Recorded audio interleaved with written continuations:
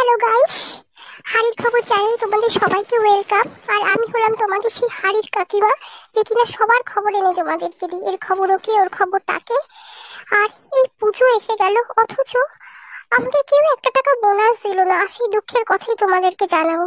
তো গাইস দেখো, ঘুম থেকে উঠেই কিন্তু দিনের শুরুটা হয় আমার লোকের বাড়ির গাছের ফুল চুরি করাকে কেন্দ্র করে। তো এই লোকের বাড়ির এই ফুল চুরি করার পুজো দেওয়ার একটা আলাদাই আনন্দ গাইস। তারপর দেখো গাইস, ঘরের কাজকর্ম কোনো রকম করে আমি কিন্তু জানলার পাশে বসে পড়ি পুরো দূরবীন হাতে নিয়ে। কে কোথায় যাচ্ছে, কার বাড়ি কে আসছে, কার মেয়ে কিরকম ড্রেস পরছে, এই সব কিছু কিন্তু দেখার জন্য। এই পাড়াটাকে তো দেখে রাখার দায়িত্ব আমার, বলো। যেমন আমি তোমাদেরকে একটা নমুনা দেখাচ্ছি, দেখো আমি এখানে বসে আছি, এই দেখো এই যে ঘোষ বাড়ির মেয়েটা, দেখো দেখি এই ড্রেসের কি ছিলি, দেখো কি করপ টপ না কি যেন বলে, ও সব পড়ে যাচ্ছে। আবার কিছু বলতে গেলেই তাদের আবার ট্যাক ট্যাক করে কথা আছে, সেগুলো শুনতে হবে, হজম করতে হবে। আর তাদের বাবা মাকে এই যে যা ঘটনা আমি দেখলাম সেইগুলোকে বলার জন্য আমার লোকের বাড়িতে যেতে হবে।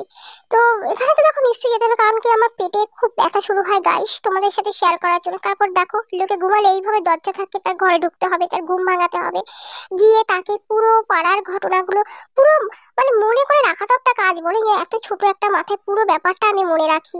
তারপর দেখো আমার এই পায়ের ব্যথা, তারপর হচ্ছে আমাকে গাইস দেখলে আমার সারাদিনের রুটিন। তো ব্লগটা ভালো লেগে থাকলে অবশ্যই একটা লাইক কমেন্ট করো, নতুন করে চ্যানেলটাকে সাবস্ক্রাইব করো আরো ভালো ভালো ব্লগ পাওয়ার জন্য। টাটা।